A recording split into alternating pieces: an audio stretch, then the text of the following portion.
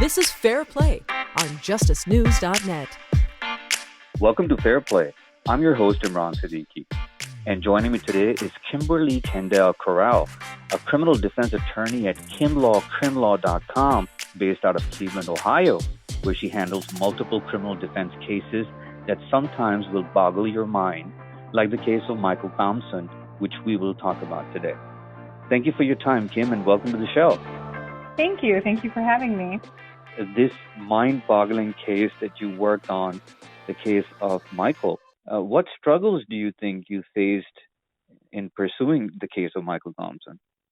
The hardest thing about Michael's case, I think, for me was 3 pounds of marijuana arrest. He was sentenced for a number of different reasons, but he was sentenced to 42 to 60 years. And I think the difficulty for me in that case is it's so the right thing to do, the just thing to do, the moral thing to do, the ethical thing to do is so abundantly obvious that I really had a hard time understanding how Michael had been to the parole board before and not been granted clemency, how the criminal justice system just in 25 years had no way to correct itself.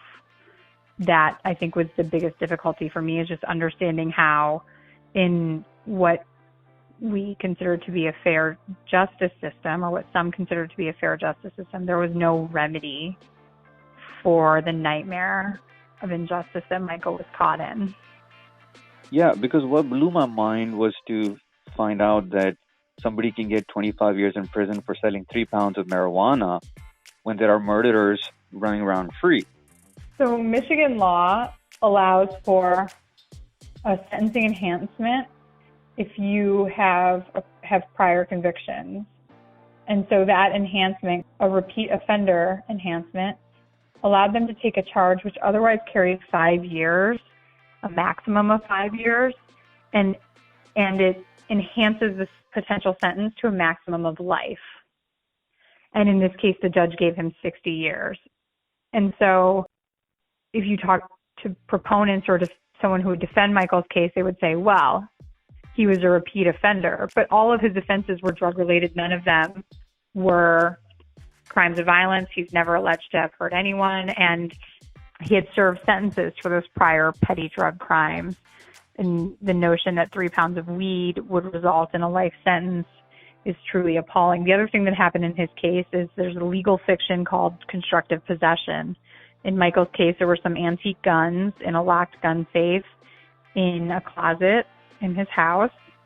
He was not at his house. He never had the gun in his possession. He didn't brandish the gun or threaten anybody with a gun, but he had guns locked in his house. And because they searched his house after arresting him for the sale of the weed, he was charged with those guns, and that was also used to enhance his sentence. But wasn't there an affidavit from his wife saying that the guns belonged to her?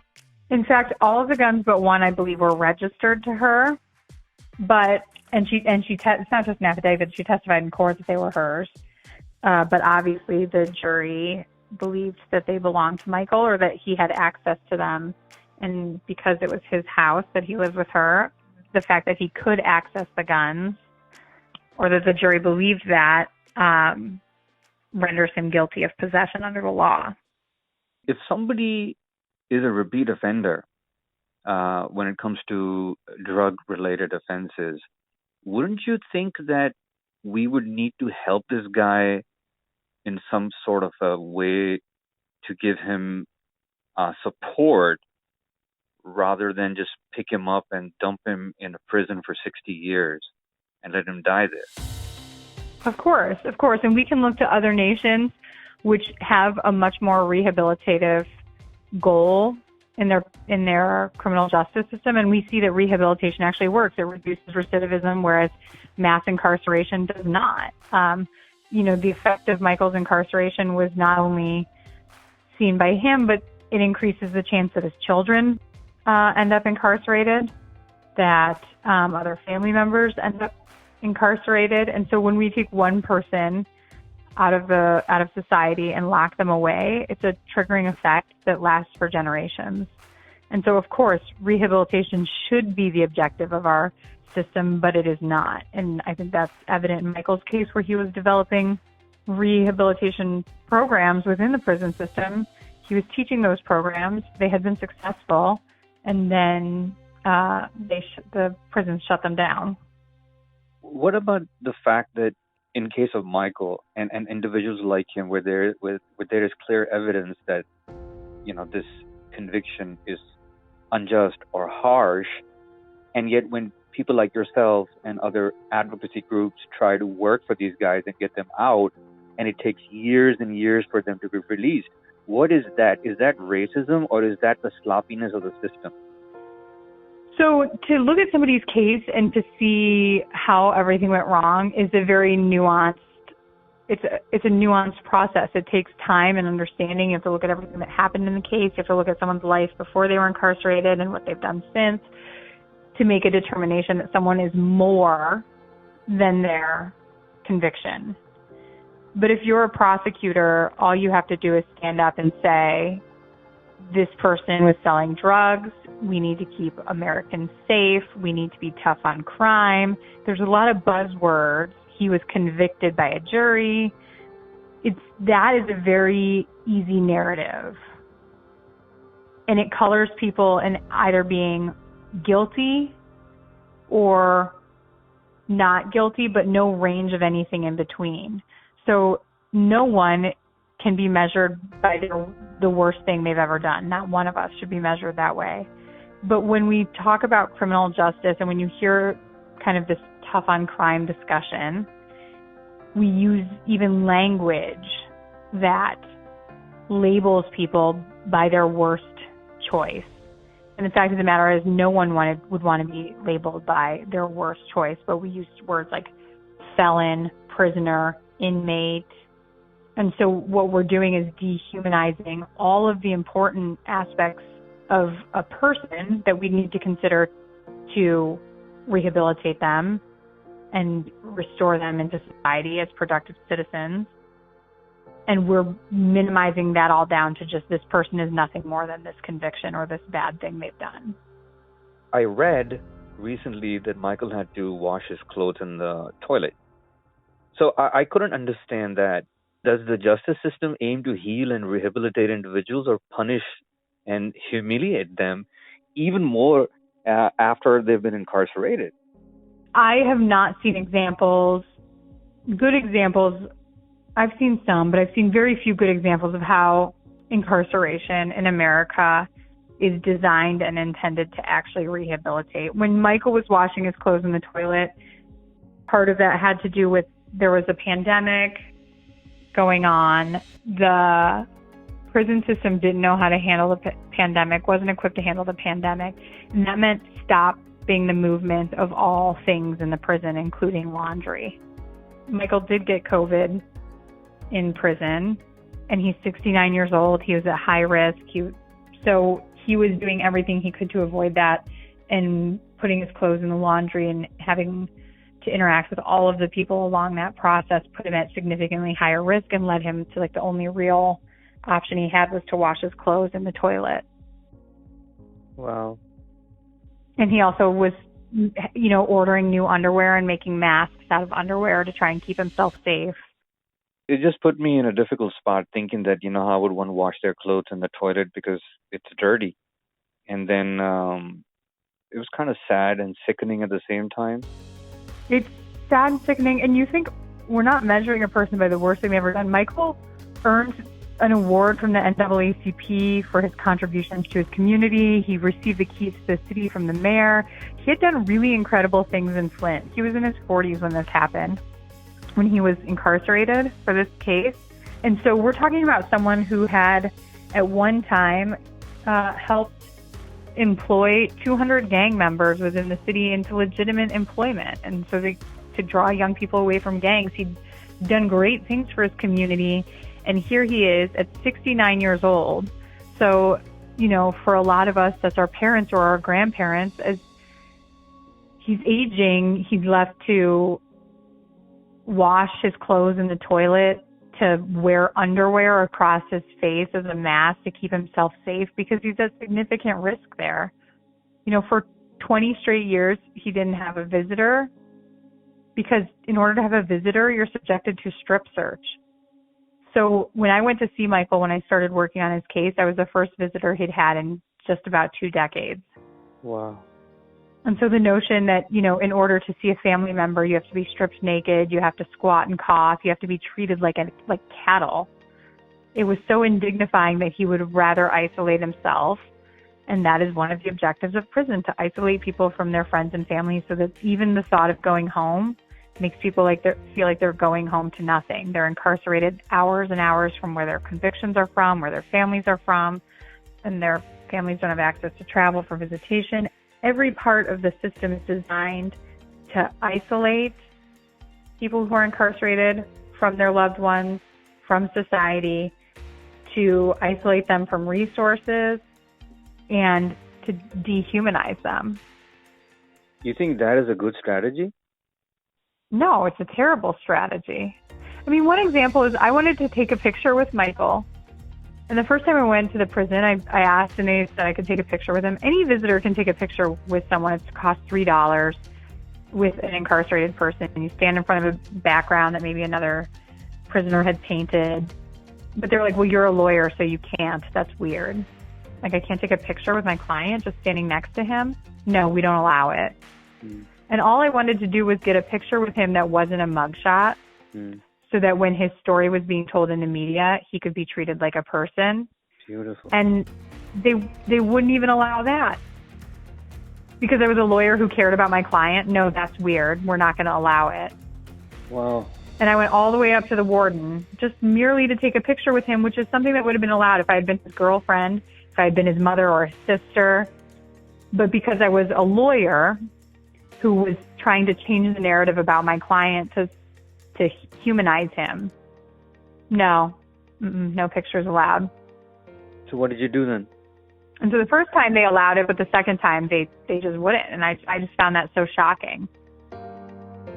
You're listening to Fair Play, the official podcast of justicenews.net. This is Fair Play on justicenews.net. Welcome back to Fair Play on justicenews.net. I'm your host, Imran Siddiqui, and I'm talking to Kimberly Kendall Corral. She's a criminal defense attorney at kimlawcrimlaw.com. And we were talking about the case of Michael Thompson, and we were also looking at the overall justice system in the United States. So what's going on with him now? So many good things. So Michael, he is community-oriented. I think maybe if I had been wrongfully incarcerated for 25 years, I would be sitting on my couch eating Cheerios, watching TV, doing whatever I wanted, just lazing around maybe, or traveling or whatever. But Michael's just really committed to giving back to others, which I think says so much about him. He's not about getting out and just doing what he wants. He's about getting out and, making an impact that other people don't end up where he is, and so that other people who are already where he is have a voice on the outside. That's just fantastic. I wish him all the best, and I wish to have him on the show as well one day. Yeah, I mean, I definitely think he'd be down, but he'll call me and say, Kim, I'm doing this, and this week. I'm talking to, the Coalition of Mothers of Incarcerated People. I'm talking to the governor's office, and he's lobbying for better rights for incarcerated people. He's just doing truly amazing work. That's beautiful. And to be honest, he's not totally free because he's still under parole. Yeah, that's what I wanted to ask you about. He needs to work with the parole officer. How would that work? So he's under the authority of the parole, so he's still not restored to his complete rights as a citizen. And that means he needs permission to travel. He needs permission to leave the state. He needs to constantly register his employment, his address. He's subject to random drug testing. He's subject to stop-bys from his parole officer. And if he violates any of these things, he doesn't even have to break a law, but if he violates any of these things, he can be sent back to prison. And when will this end? 4 years. They give him the max time of parole. So there's no way that this could be pushed back? It certainly could. In Michigan, as with any state, the governor has the authority to entirely commute a sentence. In this case, the governor, and in Michigan's whole history, historically in Michigan, when a governor has commuted a sentence, they commute it to parole, which still gives the parole board the authority to not let them out, to let them out under conditions of post-release control or parole, and up to a max of 4 years. And in this case, Michael got the maximum.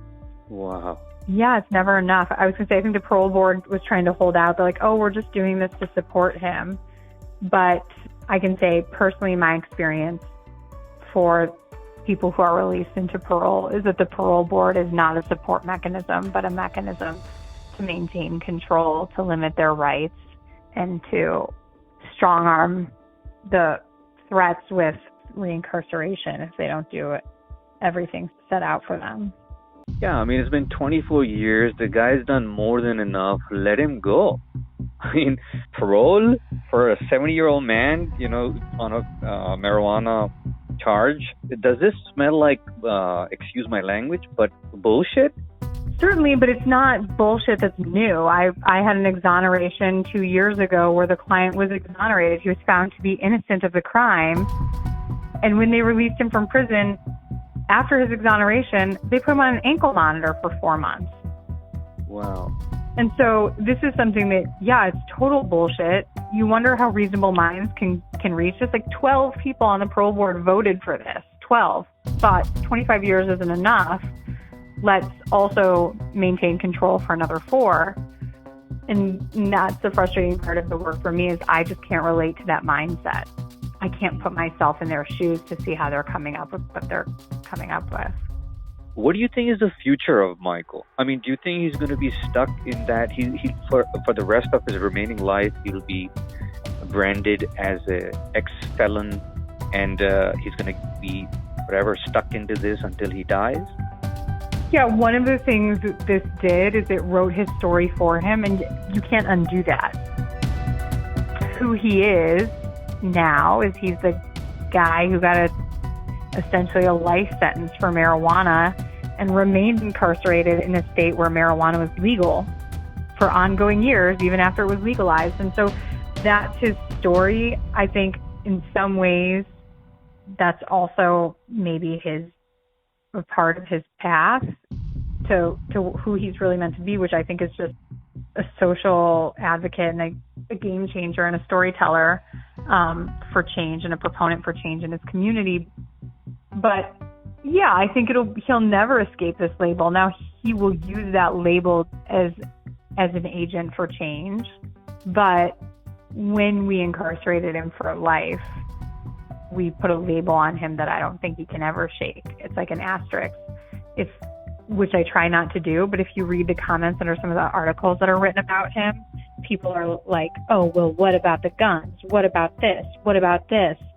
As if to justify that, like, he got a break by being able to come home in 25 years, and how that mindset persists within the United States is very difficult for me to understand and relate to. I mean, you're pretty brave to be, speaking your mind, because a lot of the attorneys that I know don't speak like this. You're fearless, which is probably one of the reasons why you win cases. In that case, you can sometimes make enemies, and you can sometimes, I'm counseled by other attorneys who will sometimes say, who I deeply respect, who have mentors of me, you can't burn every bridge, Kim. You've got to play nice sometimes. And certainly I try to play nice and I'm polite to people and I don't just stomp around screaming, but my ethical obligation is to my clients. And if my clients are wrongfully incarcerated, that's not something you can sit down and talk about quietly and reasonably. I mean, these are people's lives.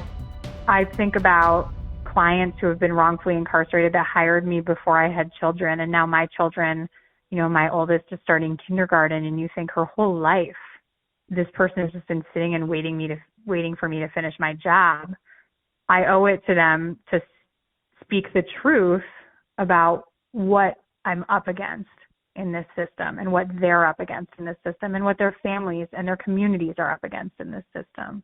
You're absolutely right. And I would debate anybody anytime, because if someone wants to come and explain to me that what I'm saying is unreasonable and that the system is fair, then point it out to me, show me, and then let me show you. This is Fair Play on justicenews.net. This is Fair Play on justicenews.net. Welcome back to Fair Play on justicenews.net. I'm your host, Imran Siddiqui, and I'm talking to Kimberly Kendall Corral. She's a criminal defense attorney at kimlawcrimlaw.com, and we were talking about the case of Michael Thompson, and we were also looking at the overall justice system in the United States.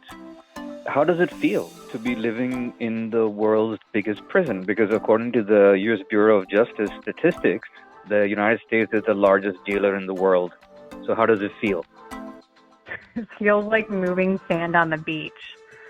When you get one person out, which if I had gotten one person out and that was it, that would be enough for a career. I mean, it's such an exceptional achievement, and it's so hard to do within the system. But then you think what we're trying to do is change the landscape of criminal justice. And what I have done, pouring my heart and soul into one case for years at a time, is move one grain of sand. And it's very overwhelming to think about how do you change the landscape if you can move one grain of sand at a time.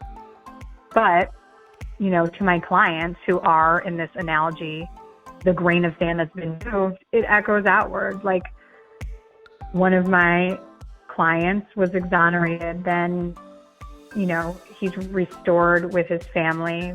Getting one person out echoes love and positivity and change in a community that takes a small step to restore the injustice and the loss and the unfairness of his wrongful incarceration. And, that's true of Michael too. He's going to make a lot of positive change. But what we need is a change in the whole foundation of this system. And what would you say to those individuals who say that, hey, if you have issues about the U.S. justice system, travel the world and see what other countries are doing, and then you come back and you say that, hey, I'm thankful to God that I'm in the U.S. What would you say to those people? I would say there's always worse examples, but this is one case when there aren't many. In the United States, we still have capital punishment. We stand with communist China, Iraq, Iran, Saudi Arabia. We don't stand with African dictatorships. Those are countries that also have capital punishment. Nowhere in South America has capital punishment. Nowhere in North America. Nowhere in Europe. So we stand alone with these nations that I don't think we hold out as tenets of justice. I would say, please travel. Please look at what incarceration looks like in European nations. Please look at what incarceration looks like in other places where rehabilitation is not just lip service, but an actual intended part of the incarceration system. So yeah, sure. Okay. What do you want to compare us to, North Korea? Okay. Our system is fairer than theirs. That does not make our system fair. There are systems that are less just than ours. That does not make our system just. And in the United States, we pride ourselves on being the best. We have a lot of work to do if we want to hold ourselves out in that manner. I have 16-year-old boys who are convicted and sentenced to 28 years for robbing somebody of a cell phone. This happens in America today, all the time. A 16-year-old boy for stealing a cell phone gets 25 years. Is that what you said? He got 23. Yeah, it was 2 cell phones. Mm-hmm. He and a friend. That's ridiculous. But that's not the worst case I have. We could spend 6 hours with me being like, listen to this one. How crazy is this? Oh, in this case, the elected prosecutor in the county was having an affair with a witness and put a police tail on her unless she changed her story to wrongfully incarcerate someone.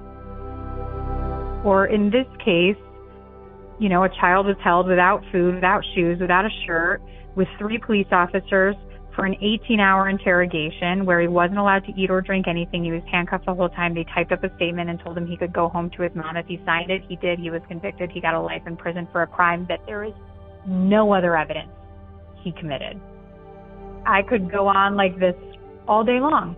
And these are the cases that you handled yourself? These are a fraction of my cases. Yeah. Kim, we don't hear about these stories because, the mainstream networks don't want to put them out. so people don't know what you're talking about. I also think there's too many stories to tell. I mean, I probably right now have 60 clients. I don't like to limit it to just innocence claims because I think wrongful conviction is like a better umbrella term, because there are people who did some of what they're charged with but are so grossly overcharged or oversentenced. Like in Michael's case, because it's not an innocence case, but it is a wrongful conviction. The number of cases I have like that where I'm looking at the case and going, how is this person incarcerated? How have they remained incarcerated? Why can't the criminal justice system fix itself? And why are prosecutors protecting these convictions? I have one where they hid 87 photos of the crime scene, including evidence that somebody else was there. We appeal. They lose the 87 pictures we just found after my client's done 30 years. The victim's family wants him out. There's overwhelming evidence that he's not guilty. And yet, after 30 years, they're still fighting to maintain that conviction. And I can't, for the life of me, understand what the motivation is, except they don't want to lose. But the objective should be justice, not conviction. The objective should be fairness, not finality. This is Fair Play on justicenews.net. This is Fair Play on justicenews.net. Welcome back to Fair Play on justicenews.net. I'm your host, Imran Siddiqui, and I'm talking to Kimberly Kendall Corral. She's a criminal defense attorney at kimlawcrimlaw.com. And we were talking about the case of Michael Thompson, and we were also looking at the overall justice system in the United States. I just wanted to get your take on your own journey, going back probably 10, 11 years when you left law school, and now you're a professional attorney. So how do you think your journey has been so far when now you're dealing with cases in real life? I'm white, blonde hair in America. I grew up in the suburbs where racial issues in America were largely taught to me in a historical context. Martin Luther King came along and ended any kind of racism or disparate treatment amongst races, and I just thought that was true for a large part of my life. And so, because I, being white, hadn't been really exposed to racism. And so, for me, my journey in the criminal justice system has very largely just been this never-ending recognition of, in my case, privilege, and in the case of my clients, just this constant disparate treatment within the justice system and within, basically all the social constructs that eventually lead to participation in the justice system. And when I ask you, justice has no color, what comes to your mind? I laugh, but not in like a funny way. I think color is the predominant determining factor of how justice is allocated in the United States. What is your understanding of the U.S. justice system then? So I think the design of the system is not inherently awful, but it fails to take into consideration all of our pre-existing judgments. And so when you have a jury that doesn't come from the same background, that doesn't share the same experiences, that you get outcomes that are inherently unjust. When you have judges who can look at one defendant and say, without even consciously thinking this, but they look at one defendant and say, I can relate to that person reminds me of my own self or my granddaughter or my own child, and they can work through this and still have something to offer. And then they look at someone who looks different than them and see them as totally irredeemable. In that way, our system fails us because it fails to consider how unfairly justice is allocated, even in a system in which the procedure is intended to be fair. So do you think the U.S. justice system is fair and impartial? I don't think that anybody with any ability for critical thought would think that that's true. But what about those cases where justice has been given or fought for? So there are certainly occasions of justice. There may even be a lot of them, but the result is not a system that's fair. It's not a system that's fair for everybody. Wow. And I think if we look at the statistics of incarceration, we can show that it's factually and scientifically and statistically show that it is not fair and impartial, that the result of the system working the way it works now is to incarcerate Black men at a significantly higher rate than any other class of people. So that means that you would agree with some of the data and the critics arguing that the racial disparities in the U.S. justice system hurts Blacks more than any other race. I think if you analyze the data, that I don't even think that's an opinion statement. I think it's just a fact. What do you suggest should be the recourse to get justice for those who are in prison wrongly or unjustly, but have wrongful convictions? So I think one of the biggest problems we have is that the justice system doesn't have like a reasonable way to correct itself. We have appeals which measure whether the rules of court were followed, whether the procedure was followed, and that is important. I'm not minimizing that. But when it comes to new evidence that wasn't presented, evidence that was withheld by the prosecutors, there are 10,000 different procedural hurdles that someone has to meet to be able to even get consideration on the merits. So I have cases where the real killer has admitted to doing it, and I just can't even get the court to get to the actual claim, because they'll say, well, you filed too late, this guy should have come forward sooner, this should have happened, that should have happened. And all of the reasons that the client loses have nothing to do with the evidence against him. They just have to do with the fact that, someone didn't recant soon enough, or that, well, he recanted now, but we believed him in, 2003, so we're not going to upset the conviction. Even though it's wrong. Right. But they don't even get to whether the conviction is right or wrong, because the rules of court don't allow the judges to even get to that point because of all of the procedural doors slammed in front of the client. In Ohio, 90 days after your direct appeal is over, you're almost procedurally defaulted from every type of filing, which means when someone comes forward later, when new evidence comes forward, when new science comes forward, when concepts of justice change. In the 90s when Michael was sentenced, politicians were talking about being tough on crime and super criminals and repeat offenders. But since then we've realized, actually this system of mass incarceration and egregious sentencing is not effective, and laws have changed. But that didn't change Michael's circumstances, and the law didn't give us a way to fight that. I mean, if you look at Michael's case, it's legal. Everything that happened to him is legal, and it's still legal today. Today. If those facts happened again, he could still be sentenced that egregiously. And that's why he couldn't win an appeal, because it was a legal sentence. That's why he couldn't win in his post-conviction claims, because it was a lawful sentence. And so it may be the most ridiculous thing probably any reasonably minded adult has ever heard. Think of the amount of money that Michigan residents spent to keep Michael incarcerated. Over 3 pounds of weed. Yet, the fact that we had to wait for a governor to commute his sentence in an act of executive clemency is evidence that the criminal justice system did not have its own remedy. It did not have a way to fix itself. Absolutely. And this isn't a case where the prosecutors agreed with us, the attorney general agreed with us. I mean, from my perspective, to get a prosecutor to write a press release saying how wrong a sentence is, that has never happened to me before. To get the attorney general on board has never happened in another case for me before.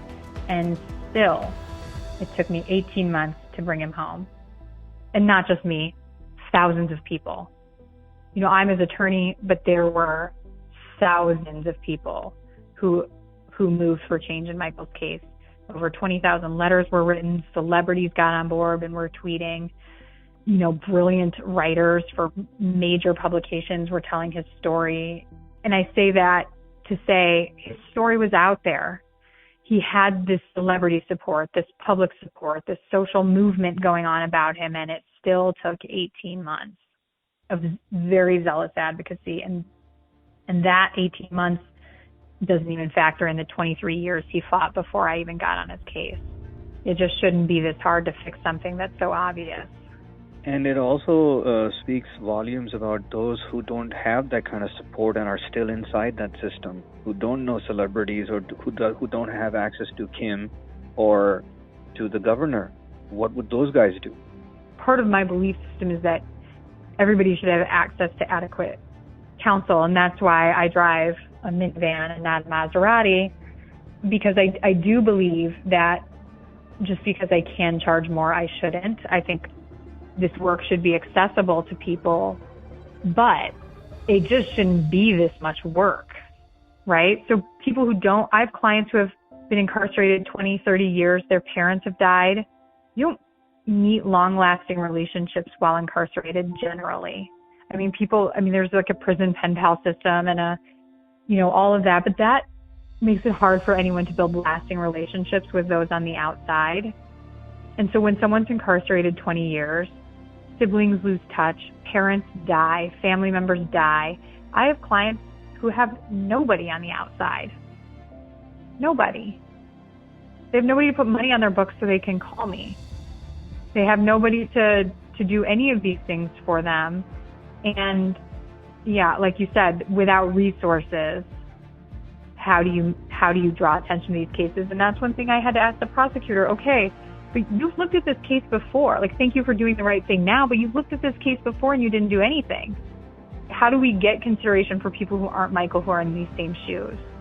Well, if someone brings it to me, I'm like, well, it was brought to you. This is his third attempt at a clemency. It was brought to you before. Well, it didn't stand out amongst the crowd, and which is evidence that his volume of support made all the difference. And how you get that for everybody, I don't know, because there are so many stories like this. Yeah, and our task is to cover each one of them.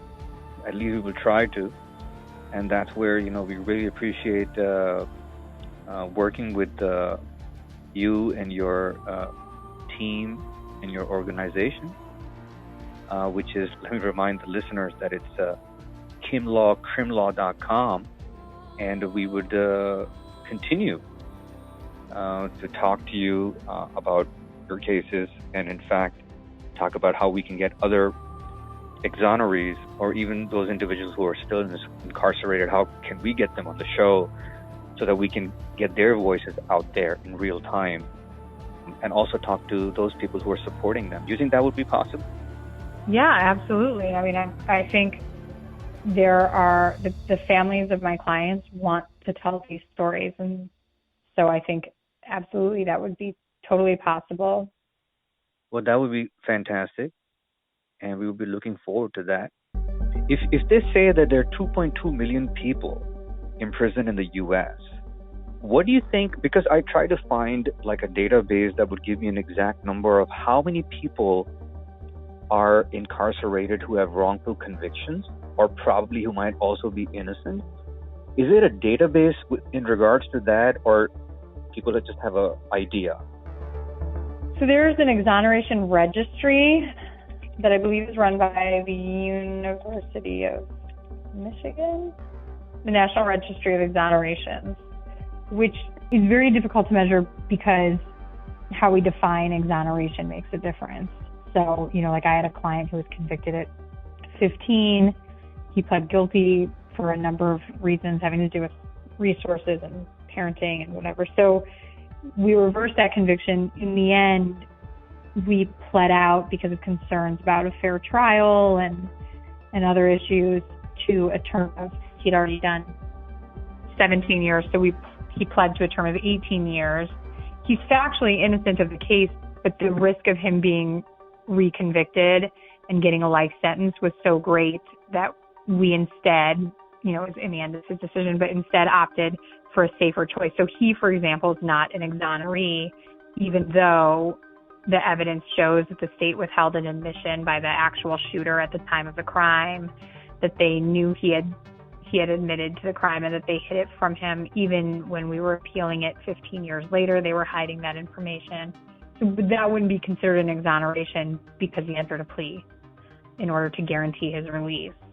And that happens often. And so the way we measure exoneration is very difficult. I've seen statistics as high as 10% of people are wrongfully convicted. And then I've seen, 0.5%. If you look at the cases we know for sure are innocence claims based on DNA, I believe it was the Innocence Project study, which based on the statistics that have been turned over by DNA, if we were to extrapolate that out, it's like 0.5%. But 0.5% of 2 million is substantial number of people. So it's 0.5% of 2 million. That's like the most conservative. Yeah, which would be like about 15,000. Yeah. I went to art school and then law school, so math is not my strong suit. Yeah, welcome to the club. I went to journalism school, but I think it's like 10,000. Yeah, it's like 10,000 of 2 million. Okay, so we came pretty close. So 10,000. Yeah. Don't you think that's like a pretty low number? Oh, I think 0.5% is extremely low. I think of all my clients who come to me and say I've been wrongfully convicted or I'm innocent, the vast majority of them in the end, and certainly there are prosecutors who make fun of me and think I'm naive and think I believe everyone is innocent. But I have clients who come to me and say, Kim, I got too much time, can you help? But the ones who come forward and say I'm innocent, I've been wrongfully convicted, I think probably 90% of them are telling the truth. And I think the evidence supports that conclusion. And so to me, it seems, if I have 100 cases in a state with 40,000 incarcerated people, and I'm one lawyer, I handle a niche for sure, so I would have more than other lawyers, even in criminal law and criminal defense. But if I have 100 cases like that in a state that incarcerates 40,000, that's substantial.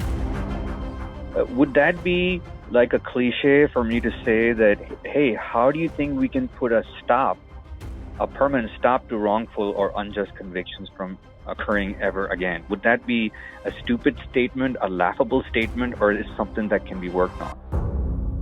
No, it's something that can be worked on, and I think you're doing it. You're doing the work that's probably the most important in the system, which is to educate people, to tell the stories, to put it out in the media, because in the end, listeners, the public, they are jurors. And if jurors are critically thinking, if they're distrusting the information they're hearing, if they are considering the credibility of witnesses, not just police and investigation witnesses, but the credibility of other witnesses who are involved in crimes. If someone is getting a deal to testify against someone else, that should be viewed with very, very grave suspicion.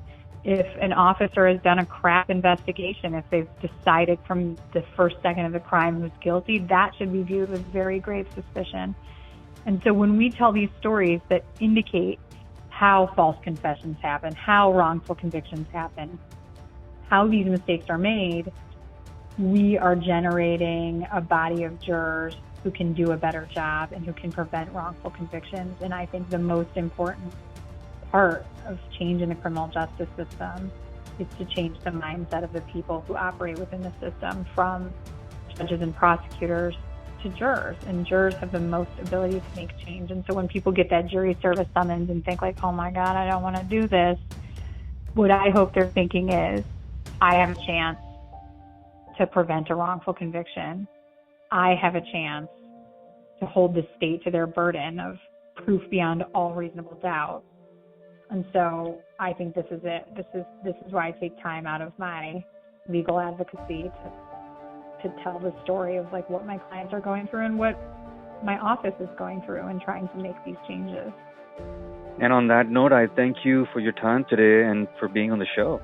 Thank you. Thank you for the opportunity, and hopefully we can talk again soon.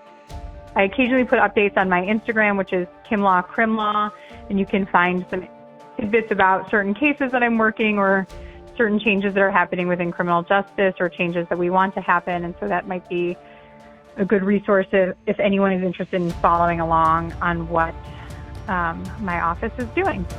I hope today's episode shed some light on how the U.S. justice system works. Join us next time for another episode of FairPlay on justicenews.net, where we talk about injustices without any fear, contempt, or intimidation. It was a pleasure to be your host today. Imran Siddiqui is signing out. Peace. This is Fair Play on justicenews.net.